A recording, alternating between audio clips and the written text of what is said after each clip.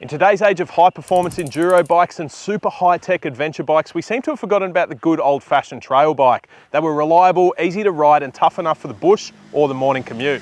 But I'm calling it now, they're back in vogue, and it's thanks partly to these two, the KTM 390 Enduro R and the Suzuki DR-Z4S. They might be modern and they might technically be classed as dual sport bikes, but they pack plenty of that old school trail bike spirit.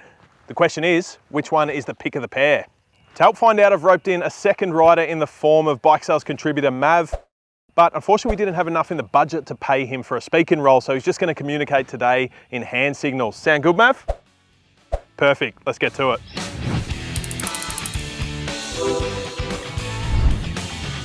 The KTM 390 Enduro R and the Suzuki DR-Z4S are similar bikes with different philosophies. One is a dirt-friendly reimagining of KTM's popular 390 platform, while the other is the successor of a trail bike legend. Both bikes were on show at EICMA in 2024 and they arrived in Australia in late 2025. The 390 Enduro R is an all-new model based on KTM's proven 390 platform, which is already used for the Duke and Adventure ranges. This bike shares a lot of similarities with the rally-inspired 390 Adventure R, but it strips things back into more of a traditional trail bike, with KTM calling this a smaller version of the 690 Enduro. Of course, the 390 platform started with the Duke street bike, and there is clearly some of that DNA left over here too. The Suzuki DR-Z4S, meanwhile, is the long-awaited replacement for the legendary DR-Z400, which first appeared in 2000 and barely changed in over 2 decades. The original became a go-to lightweight dual sport bike for long off-road trips, such as Cairns to Cape York, but this 4S version brings that platform into the modern era with things like ride-by-wire, fuel injection, and a much-needed overall update. On paper, the 390 and the 4S are not too far apart, but one big disparity is the price, with the 10.5 grand KTM checking in at nearly 4 grand cheaper than the Suzuki. The big question is whether that extra 4,000 is worth it.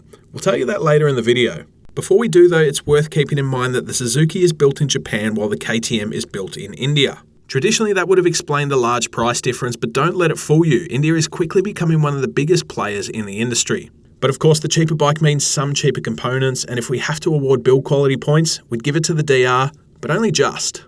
Price tag aside, the 390 and the 4S are pretty evenly matched. They're both powered by single-cylinder liquid-cooled engines just shy of 400cc.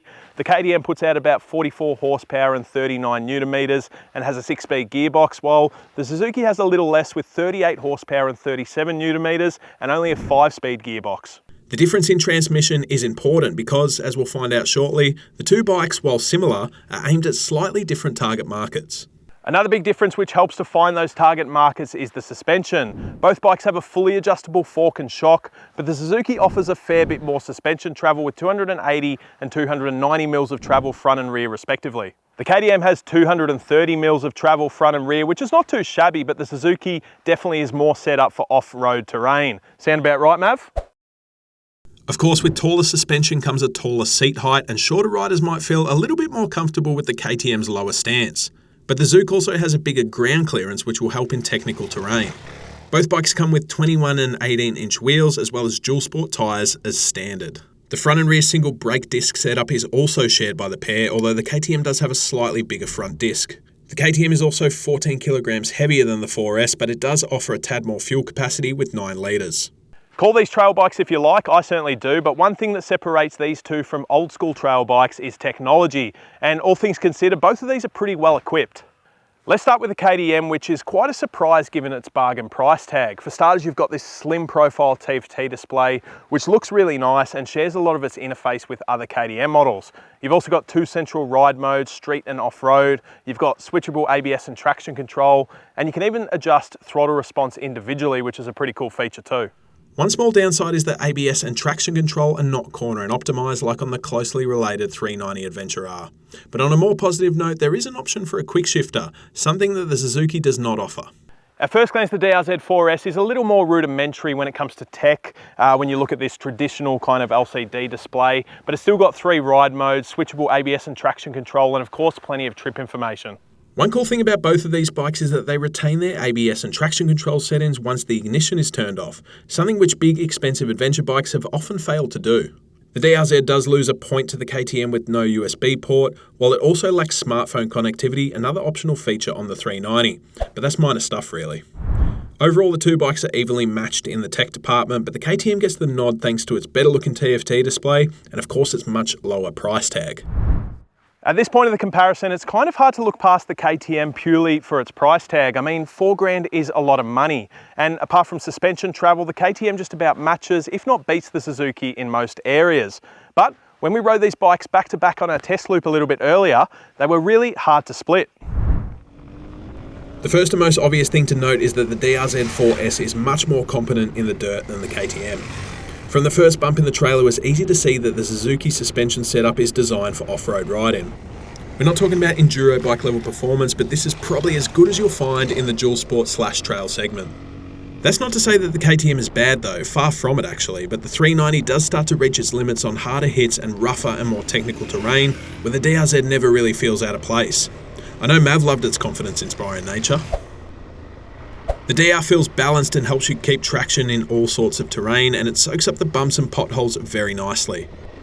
The Suzuki also seems a little bit more nimble with its lighter and slimmer profile, but I do appreciate the easiness and accessibility of the KTM thanks to its lower seat height and comfy ride position. Another interesting point is that while the KTM is a little bit more powerful on paper, the two bikes deliver their output in different ways. The KTM likes to rev, and to get the most out of it, you really need to keep the engine in the middle of the RPM range. If you can do that, then you're going to have a lot of fun on this bike, but it is a little bit sluggish off the bottom. The Suzuki, on the other hand, is a little bit more set up for off-road use with a bit more low RPM grunt and less top end, which makes it great in off-road terrain. You can probably start to see the theme here. The flip side is that the KTM is a lot nicer to ride on the road, and that extra gear means you can sit more comfortably at highway speeds compared to the Suzuki. The KTM handles a bit better on the road too, thanks to its lower stance and overall smaller profile. That 390 Duke DNA definitely shines through on the tarmac, but it does present a little bit more vibration. To sum all of that up, the Suzuki is a better prospect on rougher off-road terrain, while the KTM offers more all-roads versatility if you spend an equal amount of time on the road and the dirt. But the big question is whether the DR's off-road performance justifies its much larger price tag. And the answer is that it will somewhat depend on the size of your wallet and also what you intend to use the bike for. Despite their similarities, these two bikes will attract different riders. If you're planning on doing mostly dirt, then you're probably going to want the Suzuki. But if you want a bike that's at home both on the morning commute and in the bush, then you might want to choose the KTM. But while I really love the Suzuki's ability, I really can't look past the KTM's bargain price tag. What do you think, Mav? I think the Suzuki has all the... Mav, you weren't supposed to talk. Oh well, I guess there goes the budget. If you like that video, make sure you give us a like, subscribe to the channel, and tell us in the comments below what you think. Do you like the DR-Z or are you team KTM? Let us know.